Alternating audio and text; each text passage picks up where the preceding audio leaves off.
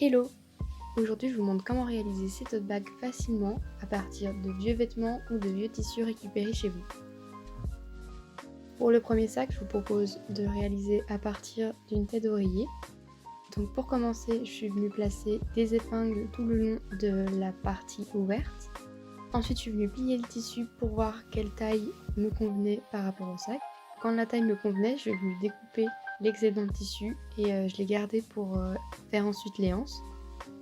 Ensuite, avec une couture droite, je suis venue fermer l'ouverture de l'oreiller que j'avais préalablement épinglée.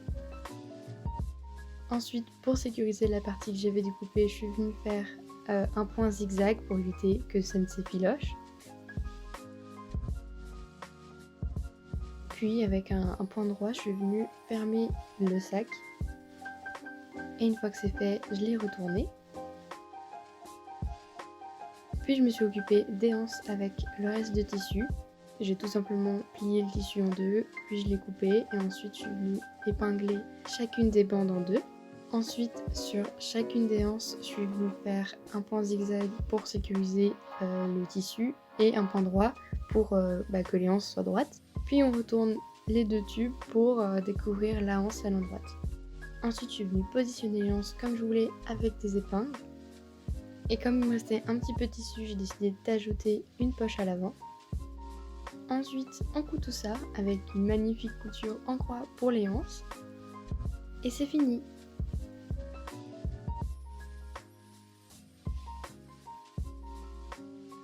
Le deuxième sac est un peu plus complexe puisqu'on est parti de vieux jeans détendus. Donc comme vous pouvez le voir, c'était plus portable, les élastiques avaient totalement lâché.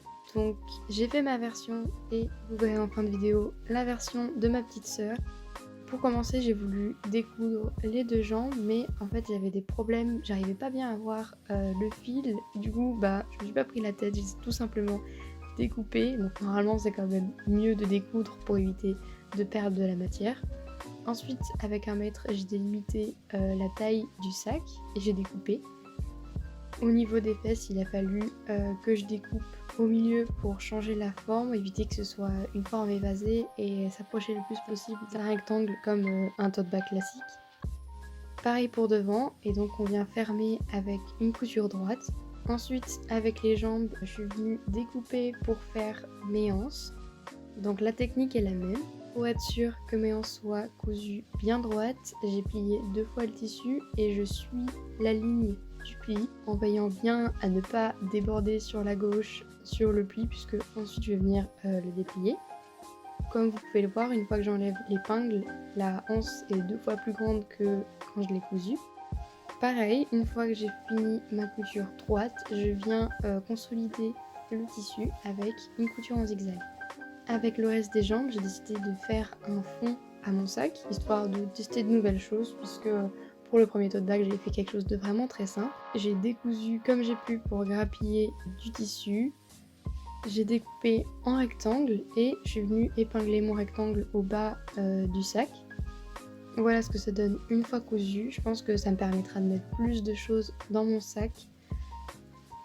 Et je l'ai pas précisé, mais du coup pour les anses j'ai fait de la même façon une couture en croix.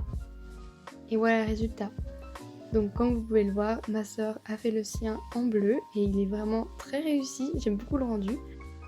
Donc pour sa part, elle a fait un mélange des deux modèles que j'ai proposés puisque le sien n'a pas de fond. Je crois que c'était son premier projet couture, donc autant dire qu'elle était débutante et pourtant elle a réussi à faire un super sac. Donc même si ça peut paraître un peu compliqué, vous pouvez toujours tenter si vous avez un vieux jean que vous ne portez plus. Et puis si vous n'y arrivez pas, c'est pas grave puisqu'il prenait la poussière dans votre armoire.